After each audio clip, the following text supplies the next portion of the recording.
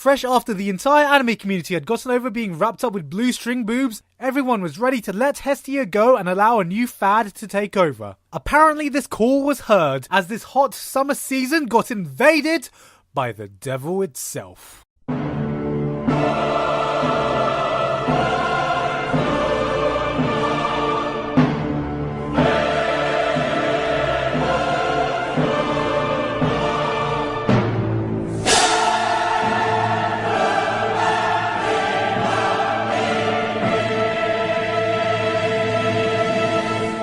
Yes, this summer the devil was summoned from the underworld, this time incarnated in the form of a fat neckbeard weeaboo trapped in a 16-year-old girl's body. Himoto Umaru-chan told the story of a young girl struggling with her severe coke addiction, spreading the generally shit lifestyle your parents have tried their whole lives stopping you from doing, and worst of all, it was cute. The signs of the netherworld were there, with her uncanny ability to transform from cute girl into crippling midget, and the promotion of complete anarchy through the use of drinking coke, eating potato chips, and watching shitty anime videos. Yeah, what kind of fucking person would do that? Of course, with depictions of the perfect grade A student living a lazy-ass lifestyle, tormenting her hard-working big brother into doing whatever she wants in scenes closely resembling white slavery, the community was split. Some worshipped the hamster hoodie-wearing midget, idolizing her as the ultimate lifestyle they wished to live, and some detested the hellspawn of a thing, symbolizing the worst parts of their culture, getting away with whatever she wants, showing us that cute innocent girls can secretly be absolute cunts if they know that no one is watching.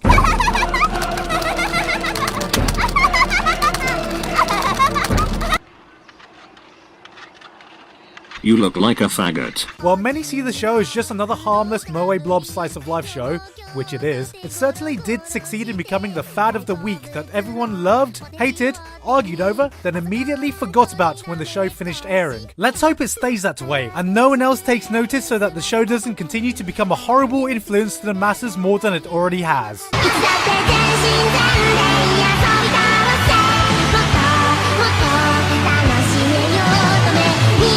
Oh shit.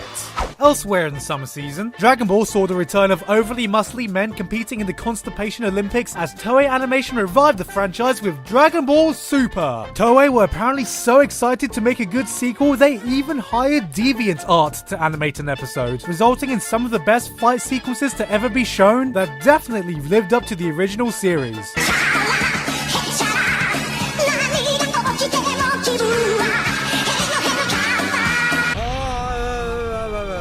Shimoneta created a world where porn and bad language had been totally banned in a satirical look at Japanese censorship by creating modern-day terrorists that spread terror through the use of vulgar pictures, swear words, while wearing underpants over their heads. Of course, with such a ridiculous concept, in this day and age, it does beg the question of what actual terrorists would look like if they adopted this policy in the real world. Oh god fucking damn it! Jun Maeda took everyone for a wild ride with Charlotte. Following on from the terribly rushed Angel Beats, he managed to outdo himself by writing a series that starts off as a light-hearted version of the X-Men, which actually was Angel Beats in disguise, which actually was Steins Gate in disguise, which actually was a piece of shit. The thing ended up so rushed that the climax had a season's worth of plot progression in a single episode, resulting in such a clusterfuck of ideas, it gave a viewing experience that essentially felt like this.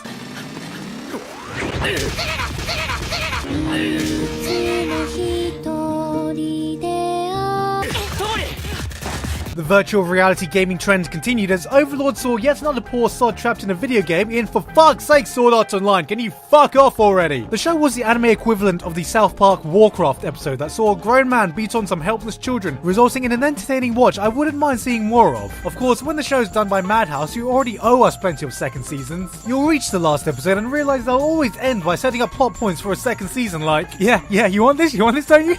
yeah, fuck you. And then, of course, there was Prison School, the anime that was the death note of toilet humor, that truly defined what it means to be a man. By far the funniest anime to come out in years, the humor works by having the most ridiculous situations being played off in the most serious of manners. Imagine taking the most overly dramatic scenes and strategically placing fart noises everywhere, and that's the kind of humor this show has.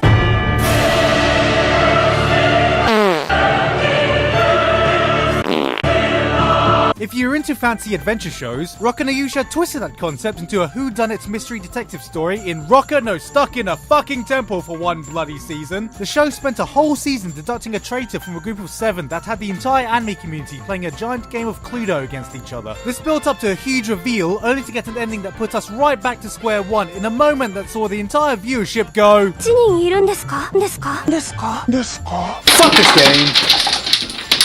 Studio Mangalobe gave their last hurrah in Gangster, in a stylish-looking series that unfortunately was missing the polish it needed in the animation department to stand out. Well, of course, it was Monster Musume that managed to win this year's award for show I really don't want to explain to my mom, in a series that sees the first year of Best Animal 2050. Yes, this year, to spice up the competition in a shocking turn of events, human girls were thrown out the window as audiences could now argue over which sexy animal they would rather fuck. Are you tired of boring, predictable human waifus? Sick of the constant abuse, the silent treatment, or frigid girls who can't even hold your hand? Do you want more than just the boring old ass and booty? Well, why don't you come on down to Monster Musume, where we have an animal to suit your every fetish. Like bondage, shack up with a snake. Miss the smell of unwashed vaginas? How about a fish? Human girls? Disgusting. Have a spider instead. Legs for days. I don't even know what the fuck this is. And for a bonus, I'll even throw in a horse. Oh.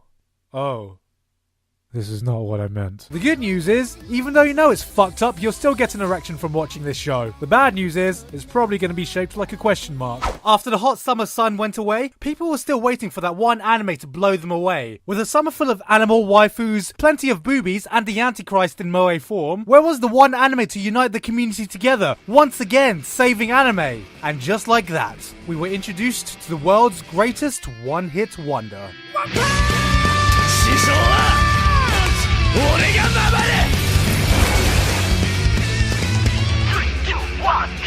Every year there seems to be a show or two that goes on to define that year for future generations, and without a doubt 2015 belonged to the bold bloke wearing washing up gloves who could apparently hit things really hard. Yes, this year One Punch Man blasted his way into anime pop culture, telling the story of a man who can finish every fight in one punch. Holy shit, half the population gasped. Doesn't that get really boring? Okay, how can I put this? Holy shit, what the fuck's going on? Oh my god, this is so fucking cool! No. The show gained massive traction as a self-aware parody of superhero shows, poking fun at the tropes we see ever too often in the shonen genre and doing it well. The jokes always hit, and the ever outlandish plot has an equally entertaining and ridiculous cast to match. We have sexy mosquitoes, Shadow the Hedgehog, testicular cancer, colossal titans, some bloke who got lost on his way in the Tour de France, a better-looking Vin Diesel, and a poor robot who just wants to get Sensei to notice him.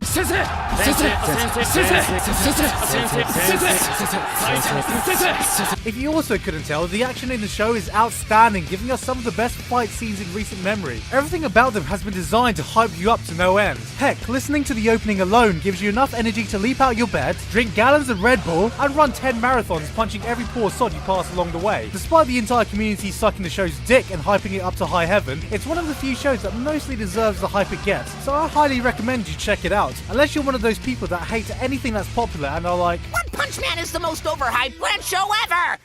If you think this is a masterpiece, then you clearly have no taste and should go back to watching Naruto! Elsewhere in the fall season, Beautiful Bones gave us an interesting detective anime that partly felt like a combination of Sherlock and Bones. By far the highlight of the show was Sakurako, the distant sociopathic necrophiliac detective who happens to be really cute and also has an unhealthy obsession with bones. Attack on Titan got its own parody spin-off in Dank Memes, the anime, based on a manga that took all the used Attack on Titan jokes found on the internet and attempting to make an entire show around it. This year was also a historic year as Obama himself thanked Japan for anime and manga, while anime thanked Obama by showing scenes of him figuring out how to solve the economic crisis in Osamatsu-san. Thank you for all the things we love from Japan. Oh, fantastic! And anime. Amazing! Genius! Yes, Osomatsu-san was a great comedy anime that went largely unnoticed, as it was a revival of a 1960s anime that no one has really heard about. The Gundam franchise gave us another outing with Blood Orphans, telling yet another story around the politics and horrors of wars, with giant robots smashing the shit out of each other in between. This version included a more gritty, edgy tone in contrast to other series that normally sees the unfair strategy of using overpowered Gundams to spam laser beams in every conceivable direction, causing the average lifespan of a non-Gundam pilot to equate to about 0.1 of a second. Saturday morning cartoons returned to our screens briefly as Digimon Adventure Tri gave us the nostalgia boner we so aptly deserved, as the kids we knew and loved are now all grown up. I mean, look, it's Digimon! Digimon! Digimon! Matt, Ty, you're old enough to have gay doujinshi about you now. Mimi, you no longer have a starfish for a head. Sora, you're still leading the guys on, you cock-teasing bitch. And TK, you've grown up to become a fedora-wearing scrub lord. What the fuck went wrong with you? If you were ever feeling unfit and unmotivated, then Anitor X provided an alternative to those late-night fitness infomercials that call you a fat sod because you're too stupid to figure out how to do sit-ups correctly. Alright, this time I'm gonna... How am I supposed to move my legs? I don't know anymore. Unfortunately, what the producers didn't realize is that most people can't exercise and masturbate at the same time. The Naruto franchise released another movie in Boruto the Movie, following their previous release of Naruto the Last Movie. I don't know what your definition of last is, Naruto, but I think dictionary.com has to disagree. And finally, Dragon Ball Resurrection F saw the return of Frieza to give us This Isn't Even My Final Form, the movie. Yes, Frieza has come back from the dead, this time to blow up Earth in a fight to the death, taking place during a whopping 5 minutes, stretched over 3 movies, 50 episodes, and 20 hours worth of powering up. But we get to see a new Super Saiyan form. That's right, Super Saiyan God Super Saiyan. Squared to the power of 7 Super Saiyan over cubed root Super Saiyan minus 2 Super Saiyan. And of course, that sums up the entire year. The year that gave us more string boobs, more tentacle rape, more people dying when they're killed, less motherfucking tea. More dank memes, more Obama, more gay vampires, more Haruhi Season 3 never. More food with porn, more porn with food. More lesbian ships, more giant robots, more Cluedos, more shitbags, more Sherlock Bones, more Pokemon, more Studio Triggered, more Jun Maeda, more questionable boners with more arguments over ass or titties.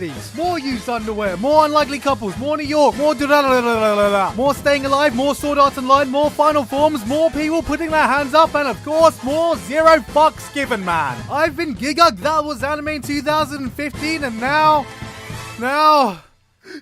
Where's Anime in 2015 part 2? Oh my god, Gigug's dead! Part 2! Oh my god, Gigug's alive! Part 2! I don't know where part 2 is! Oh, fuck yeah, this is the shit! Kill me now!